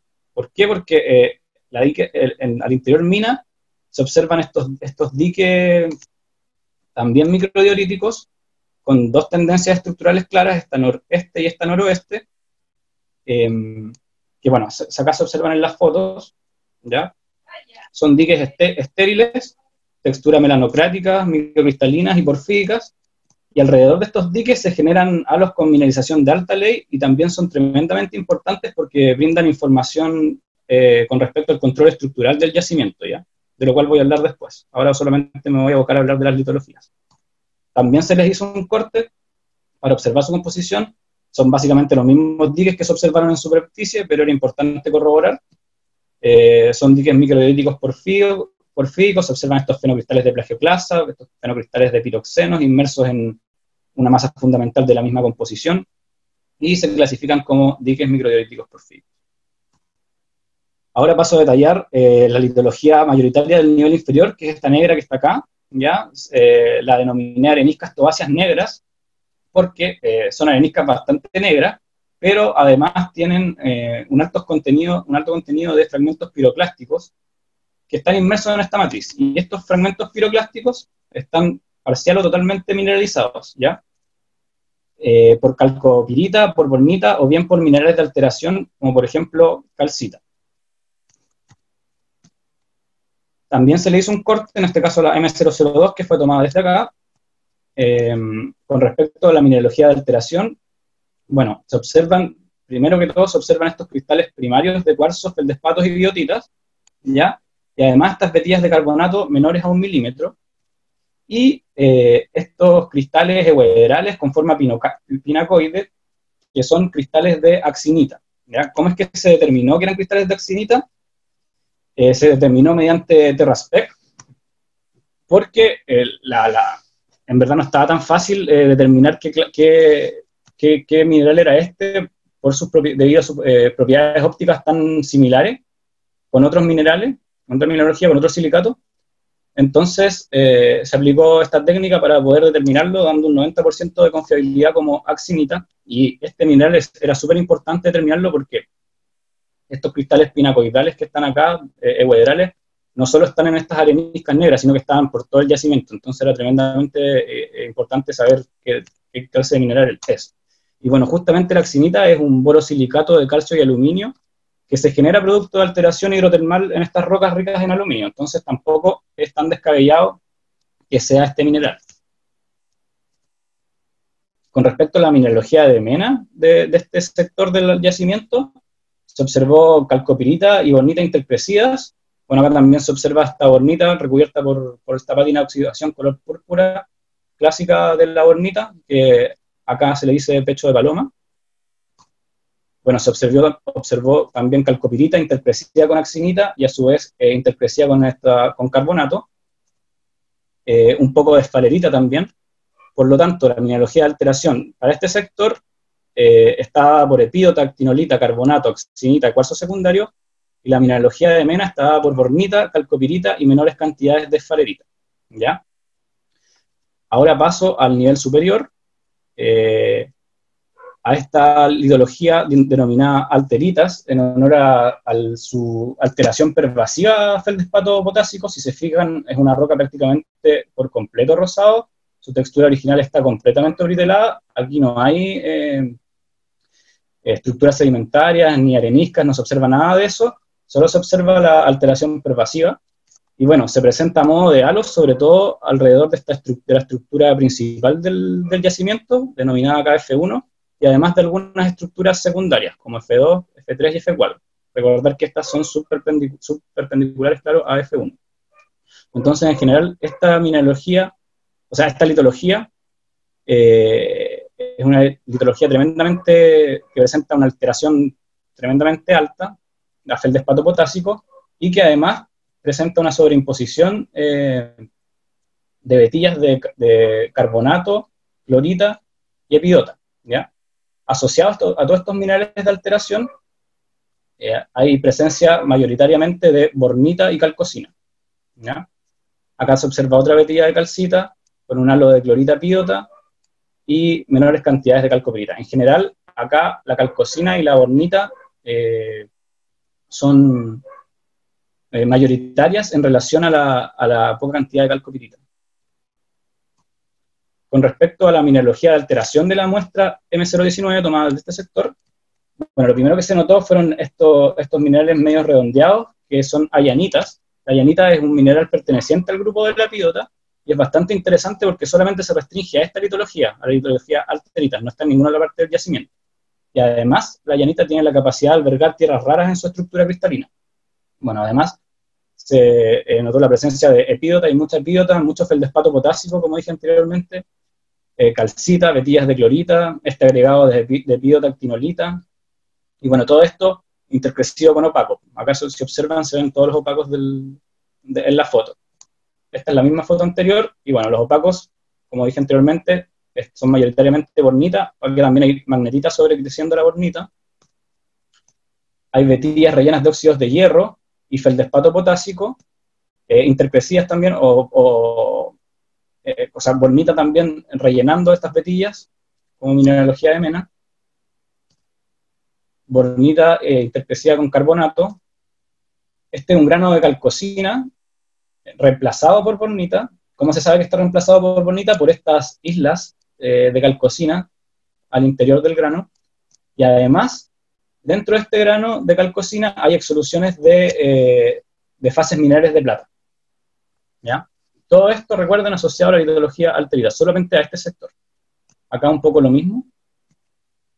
Entonces, en resumidas cuentas, la alteración de este sector es una alteración más bien potásica, donde también hay alta presencia de cuarzo secundario y magnetita, y la mena principal es calcosina y bornita, menores cantidades de minerales de grupo de la plata, fases minerales de plata, y menores cantidades de calcopirita y trazas de cobalina en la bornita. Ahora paso a la litología areniscas tobáceas heterolíticas, que es la litología mayoritaria del yacimiento, sobre todo el nivel superior. Bueno, ¿por qué se denominaron areniscas tobáceas heterolíticas? Porque se observan estas intercalaciones rítmicas de areniscas medias blanquecinas con limolitas negruzcas carbonosas, ¿ya? Y además inmersos dentro de estas intercalaciones están estos clastos piroclásticos y estos restos vegetales, no sé si se alcanzan a ver, los que apuntan la flecha verde, que son consistentes en tallos carbonizados. Y si se fijan también, hay una preferencia de la mineralización por precipitar en estos limos carbonosos, en los sectores más oscuros, en desmedro de los sectores más grisáceos, ¿ya? Ahora, ¿por qué heterolíticas? Esto hace referencia a una estructura sedimentaria. Las areniscas heterolíticas son depósitos en zonas de bahía interdistributarias, donde queda marcada la laminación debido a las fluctuaciones de la línea de costa. Y esto se condice bastante bien con lo que proponen Carter y Aliste para el miembro Ñiblue, recordemos, de formación Las Chilcas, que lo interpretan como depositación sedimentaria en condiciones intermareales en un ambiente marino marginal lagunar. Ahora, con respecto a la descripción microscópica, bueno, aquí voy a presentar 3 cortes, el 015, 009 y el 017, con el fin de darle un poco de representatividad litológica a todo este paquete grande de areniscas toáceas heterolíticas. Bueno, se observan estos fragmentos líticos juveniles, se distinguen cristales primarios, plagioclasas, biotitas, y todo esto inmerso en una matriz volcánica arcillosa, ¿ya? Para la 009 es bastante similar, es lo mismo prácticamente, pero tiene un nivel de carbonatación un poco mayor, si se fijan, pero también cristales primarios, bastante bien conservados, alterados de repente a clorita o plagioclasas alteradas, sericita, estos líticos juveniles, etc. Y la 017, la que está como acá en la zona más distal del yacimiento, es un poco distinta. Si se fijan, es una roca con buena selección, baja esfericidad, y los cristales primarios son cuarzos, feldespatos, biotitas y piroxenos, pero además se observan estos parches que generalmente están también rellenando quedaes, que están compuestos por minerales de alteración como epídota, actinolita, clorita y carbonato. Entonces, al clasificar estas 3 muestras, nos da 2 toas líticas, la 009 y la 015, este es el sector de acá, y la 017, una feldarenita o arenisca media, ¿ya? Digamos que esa son los paquetes sedimentarios con componente piroclástica propios del yacimiento, ¿ya? Entonces, para esta litología tenemos una alteración mayoritariamente compuesta por epídota, actinolita, carbonato, clorita, axinita y cuarzo secundario, y creo que todavía no he terminado, sí. De ahí voy a hacer el resumen de la alteración. Bueno, con respecto a la mineralogía de alteración, tenemos estos poros también, rellenos de epídota, ya estos cristales euedrales de epídota, y alrededor de los cristales euedrales de epídota también hay clorita, calcita y más epídota. En el fondo es como la alteración por excelencia de todo este sector. Axinita y actinolita, como dije anteriormente. Y con respecto a la mena, estos tallos carbonizados que generalmente están mineralizados por calcopirita o intercrecimientos de calcopirita con bornita. Hay vetas de cuarzo también, donde se observa intercrecimiento con calcopirita, o sea, con esfalerita y calcopirita reemplazando la esfalerita por los bordes. Intercrecimientos de bornita y calcopirita. Estas vetas de calcopirita, donde también, bueno, que están intercrecidas con carbonato, pero también se observan estas piritas euedrales y estas piritas framboidales, ¿ya? ¿Cómo es que se generan estas piritas framboidales? Bueno, recordar lo del ambiente. El ambiente de génesis del depósito es un ambiente marino somero, que es pobre en oxígeno y propicio para la descomposición de materia orgánica, y consiguiente liberación de azufre. Justamente el azufre puede reaccionar con el hierro presente en el sistema y mediante actividad microbiana se induce la nucleación y crecimiento de estos microcristales, ¿ya? Entonces, ¿por qué es importante detallar esto? Porque la pirita framboidal, en el fondo, indica una etapa de diagénesis temprana, indica una etapa de sedimentación y no una etapa de alteración, mineralización dentro del depósito, ¿ya? O sea, sería previo a toda la mineralización, alteración que hay en el depósito. Presencia de esfalerita, calcopirita, presencia de esfalerita reemplazando calcopirita y calcopirita reemplazada por tenantita de tetraederita. Y bueno, finalmente quedan estos 2 cachitos, digamos, del yacimiento, que son intercalaciones de chert y calcedonia blanca gris oscura, que está mineralizada mayoritariamente por calcopirita y bornita. Ahora, con respecto a las estructuras y dominio estructural del yacimiento, recordar que se observan dos tendencias claras, esta noreste y esta noroeste, ¿ya? Primero voy a hablar sobre la noroeste, que es la F1, disculpen, me equivoqué, esta es la noroeste, y esta es la noreste, ¿sí? Bueno, voy a hablar sobre esta, sobre la F1. ¿Qué es la F1? O sea, fuera de ser un dique, un tremendo dique que corta todo el yacimiento, es una falla normal de orientación norte 40 grados oeste, que justamente lo que hace es desplazar el bloque yacente, o sea, el bloque inferior, generando un descenso del manto mineralizado de 10 metros en la vertical, ¿ya? Y por otro lado, también tenemos esta otra tendencia estructural, subperpendicular a la F1, que son 5 fallas normales de orientación general norte 43 grados este, y lo que hace también es escalonar el manto en dirección sureste con descensos métricos a centimétricos, ¿ya? O sea, tenemos un manto que se va escalonando tanto hacia el sureste como hacia el suroeste. Acá con un salto importante, digamos, de 10 metros en la vertical, de la cota 1385 a la cota 1375 aproximadamente, y acá escalonamientos más pequeños, digamos, de la cota 1390 hasta la cota 1380, siempre dentro del nivel superior. Este justamente, por ejemplo, es la junción entre el dique F4 y el F1, aquí está el F4 y acá está el F1, y esta es la zona de alteritas, la zona de mayor ley y más alterada dentro del yacimiento, y acá se puede ver también una salbanda de falla completamente argilizada, ¿ya? Este, digamos, es como los sectores de mayor debilidad estructural dentro del yacimiento también. Ahora, con respecto a la asociación mineralógica, bueno, esta se hizo a partir del mapeo de interior mina y de las observaciones petrocalcográficas, y lo que se hizo fue establecer asociaciones minerales para interpretar un poco los eventos de mineralización y alteración del depósito, ¿ya? ¿Cómo funciona este cuadro? Es súper simple. Si es que se observa, por ejemplo, la pirita asociada con bornita, o sea, si no se observan, se marca un cuadro rojo, y si es que se observa la pirita asociada con calcopirita, por ejemplo, se marca un cuadro verde, y así en el fondo se va un poco sacando toda la información respecto a cómo están asociados los minerales dentro del depósito. Eso se hace en conjunto con el estudio petrocalcográfico. Y desde esto, entonces, se puede generar una secuencia paragenética, que sería de esta forma. Tenemos entonces primero las piritas framboidales, que serían premineralización, formada en una etapa de diagénesis temprana, y son de probable origen biogénico.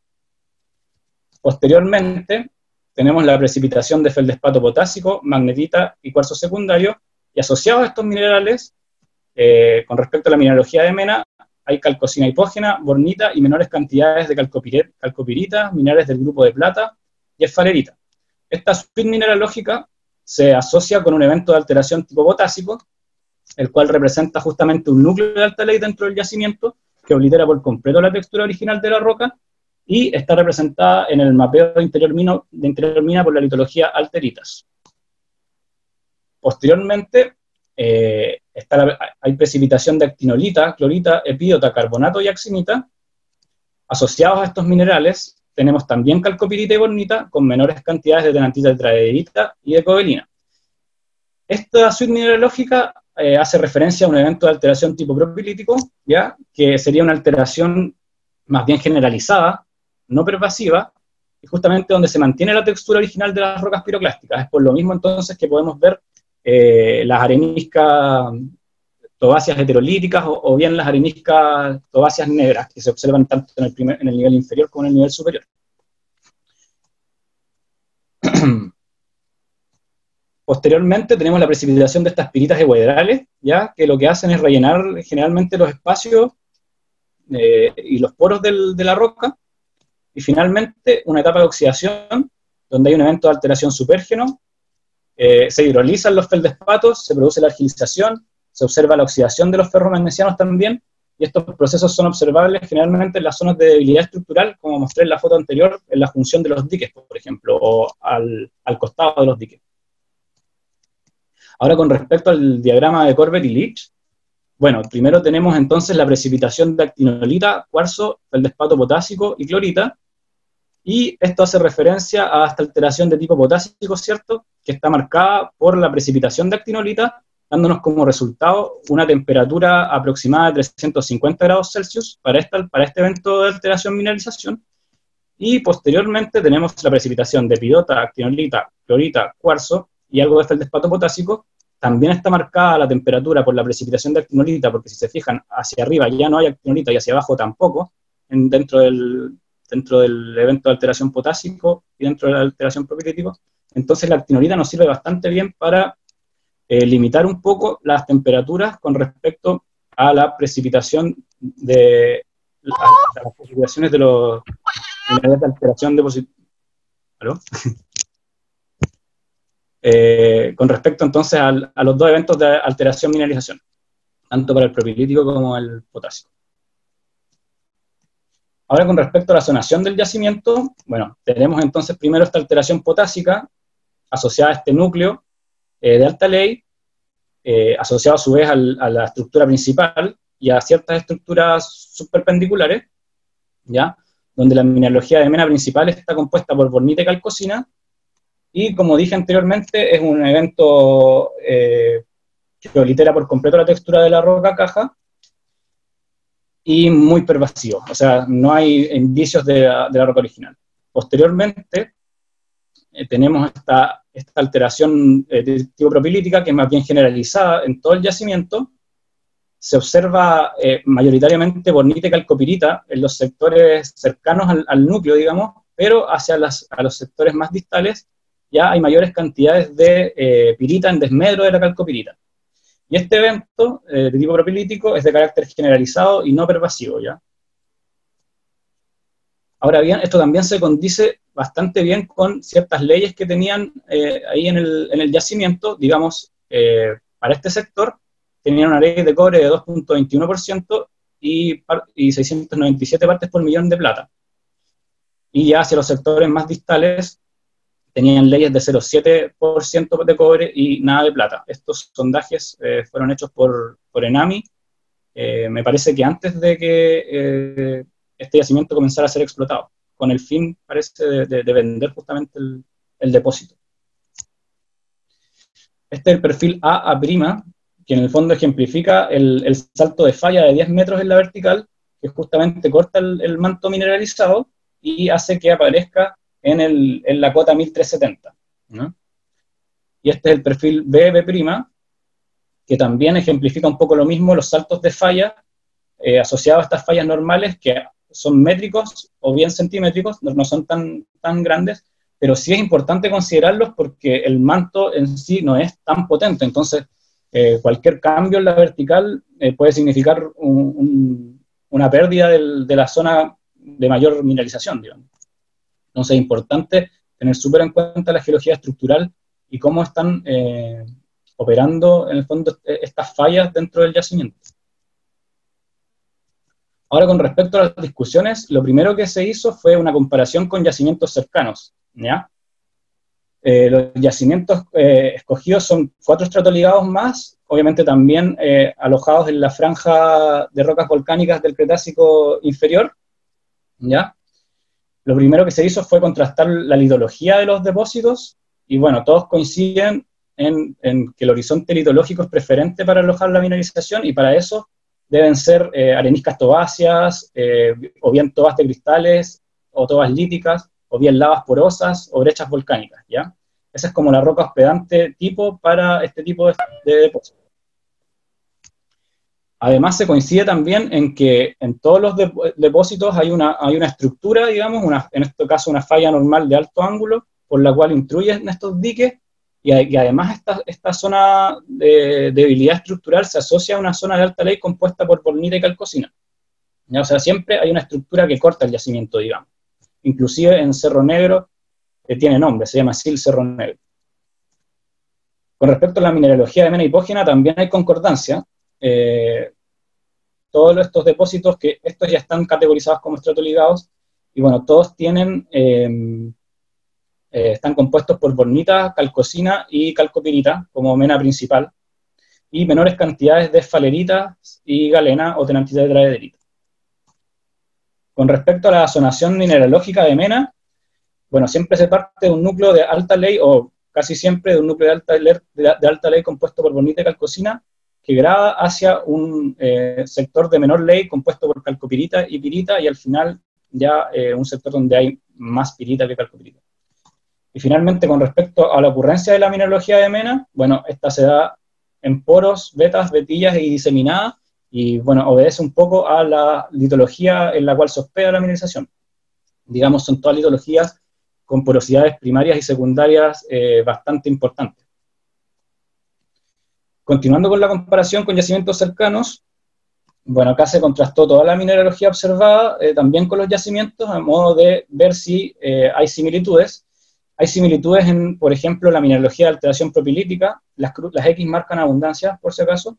Digamos, esta suite de minerales de alteración de tipo propilítico, llámese clorita, epídota, cuarzo secundario, calcita, están presentes en la mayoría de los, por no decir todos los yacimientos. También en concordancia, como dije anteriormente, en la mineralogía de mena, la más común, compuesta por bornita, calcopirita y calcosina. En lo que no hay mucha concordancia, sí, es en estos núcleos potásicos de alta ley compuestos por bornita y calcosina, debido a que no se reportan con claridad en los otros depósitos, a excepción del Soldado, que es un depósito grande, donde Boric también reporta alteración potásica asociada a núcleos de alta ley compuestos por bornita y calcosina. Por lo tanto, se infiere que esta alteración implica una condición suficiente, pero no necesaria. Y con respecto a esta mineralogía que está en rojo, es la que no se reportó en los otros depósitos. Parto por la actinolita. Bueno, la actinolita es un mineral de origen hidrotermal, y justamente para este ejercicio fue tremendamente útil porque sirvió para discriminar la temperatura de precipitación máxima de la alteración propilítica y de la alteración potásica. Y bueno, no se descarta que haya presencia de este mineral en los otros depósitos, considerando que es parte de la alteración propilítica. Ahora, con respecto a la axinita, también, también es un mineral de origen hidrotermal asociado a esta alteración de tipo propilítico, y la axinita es una solución sólida que varía entre férrica y magnésica, donde las composiciones intermedias precipitan a mayor temperatura. Entonces sería tal vez bastante interesante y útil determinar el rango de determinar la composición de la axinita con el fin de utilizarla también para determinar rangos de temperatura, como se hace con la actinolita. Y finalmente la ayanita, esta es un mineral del grupo de la epídota, que tiene la capacidad de albergar cerio, lantano o itrio en su estructura cristalina, y sería también bastante bueno determinar su composición, debido a que si es que este mineral alberga tierras raras, y como justamente está solamente restringido al sector de alta ley del depósito, tal vez podrían utilizarse estas tierras raras como elementos guía para la búsqueda de estos núcleos potásicos de alta ley en otros sectores dentro de la zona de Portales. Ahora, con respecto a la precipitación de plata en calcosina, lo que mostré al comienzo en la zona de alteritas, es bastante raro, es poco común, no hay muchas observaciones microscópicas de exsoluciones de plata en calcosina, a excepción, por ejemplo, de las que reporta Águila, justamente en Mina Loma Verde, que se ubica a 10 kilómetros al norte de Mina Buenavista, en otro distrito minero llamado Quitalcura. Pero Águila, para identificar estas exsoluciones, utilizó microscopía electrónica de barrido, y sus resultados arrojaron mayoritariamente estromellerita. Este es el grano de calcosina, por ejemplo, visto con microscopía electrónica de barrido, y este es el grano de plata, ¿ya? Es tremendamente pequeño en comparación a los granos a las fases minerales de plata que se observan en estas calcosinas, ¿ya? Y bueno, claramente no es estromellerita porque lo primero que se hizo fue probar en base a las características ópticas si este mineral era estromellerita, pero no se observaron tales características propias de la estromellerita. Por lo tanto, bueno, esto queda un poco pendiente. Sería interesante identificar estas fases de minerales de plata, porque sirven para entender la correlación entre el cobre y la plata en este tipo de depósitos, así como también su ocurrencia, su relación con la génesis y el mecanismo de precipitación justamente de la plata en la calcosina. Ahora, con respecto al mecanismo de precipitación de plata en calcosina, Reich et al. Reporta concentraciones de plata en calcopiritas y bornitas de mantos blancos, ¿ya? Que es otro depósito estratoligado de la franja del Jurásico de la franja del Jurásico en el norte.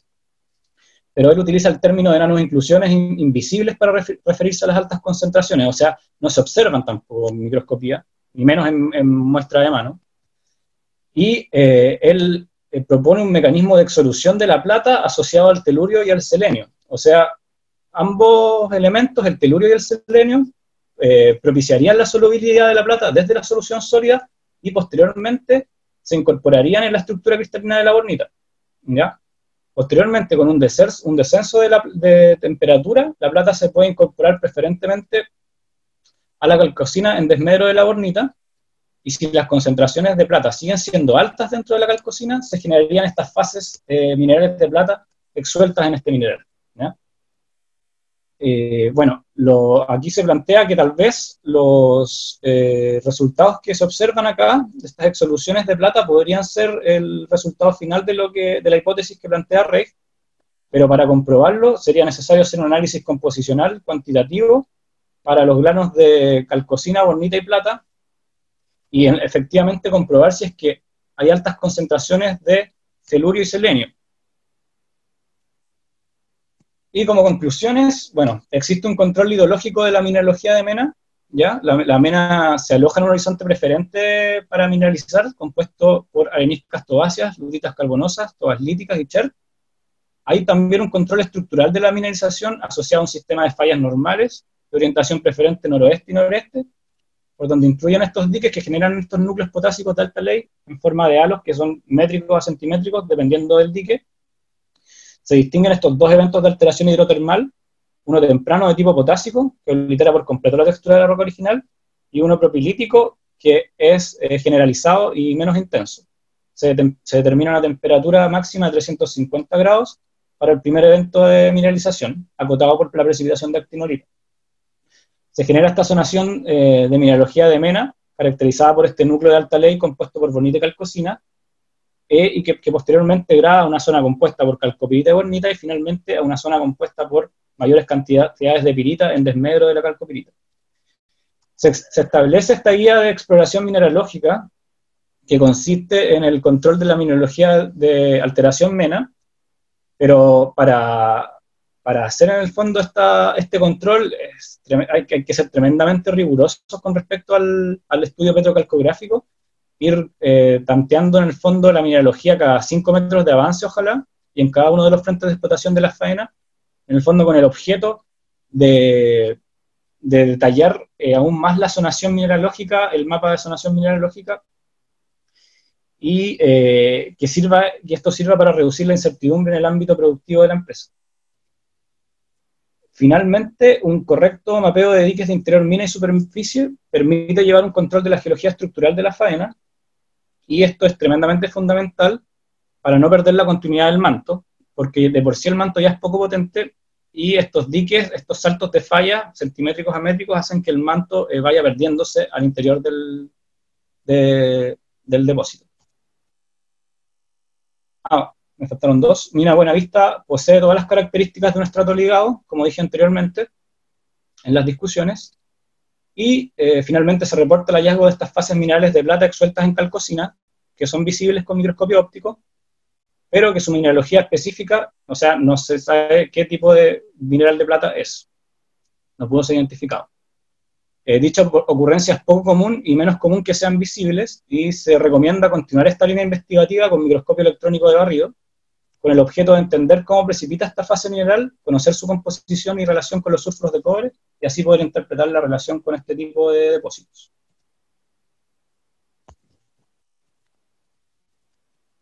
Gracias. Bien, dada por concluida la exposición, vamos a dar un lapso de 2 minutos, un par de minutos, para que los participantes puedan realizar sus preguntas.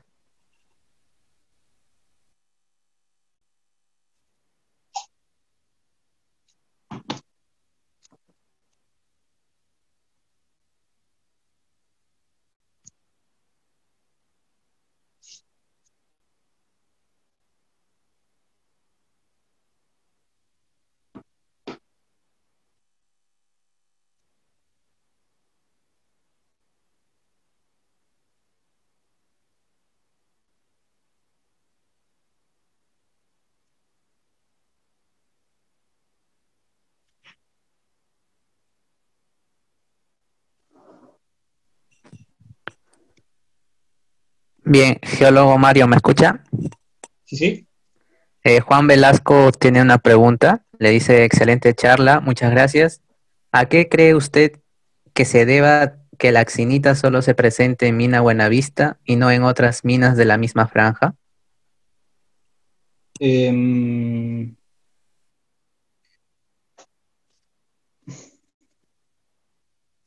Puede que se presenten en otras minas de la misma franja, pero no ha sido reportada.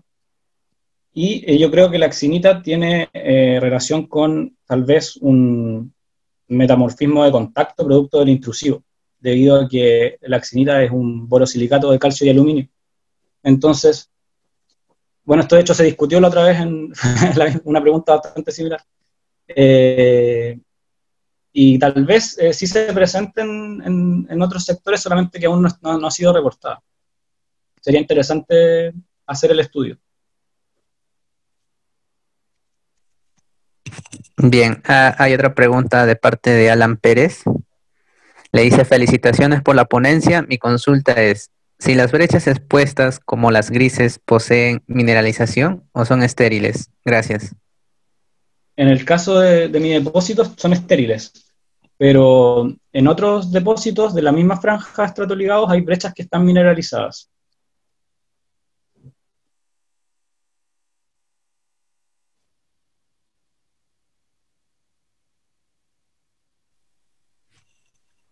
Bien, al parecer ya no hay más preguntas. Entonces daríamos por concluida y quisiera agradecerle profundamente, geólogo Mario. Muchas gracias. Bueno, hay otra última pregunta, a ver, de Ronnie, la última ya. Dice, excelente presentación. ¿Cómo realizo el mapeo estructural en superficie? ¿A qué estructuras le dio mayor importancia? ¿Determinó los esfuerzos? Sí, el mapeo estructural, bueno, se realiza, primero determinas dónde están los diques, luego tomas las medidas de los diques, las potencias, y,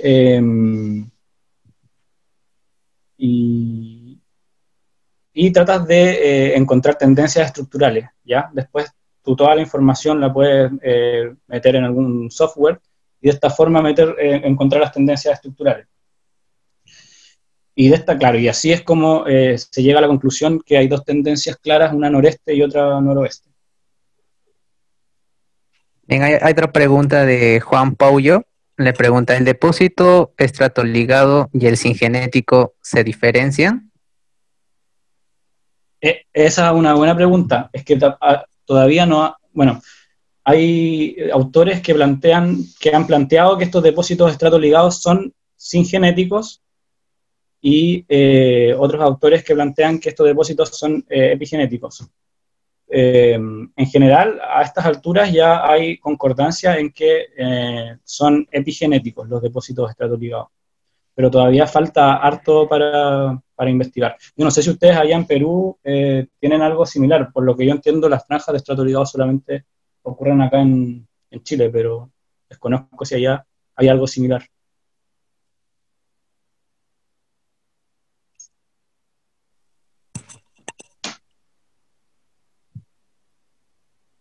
Bien, ya no hay más preguntas. Entonces, muchas gracias, geólogo Mario, por la charla del día de hoy a nombre del Grupo de Geoquímica de la Universidad San Marcos de Perú y el Centro de Estudiantes de la Universidad Andrés Bello de Chile.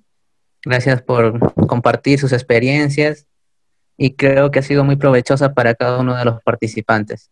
Esperemos volver a tenerlo en una próxima oportunidad. Muchas gracias. Muchas gracias. Bueno, y a todos los participantes nuevamente les damos las gracias por participar junto a nosotros, a ti, Mario, especialmente por estar aquí y haber aceptado la invitación. Para que sepas, tenemos gente de Ecuador, Colombia, Argentina, México, así que creo que para todos ha sido muy provechosa esta charla y me gustaría que todos, por favor, en este momento activen sus audios. No sé si se me escucha, pero que activen sus audios. Voy a contar hasta 3 para que podamos darle un gran aplauso al geólogo. 1, 2 y 3.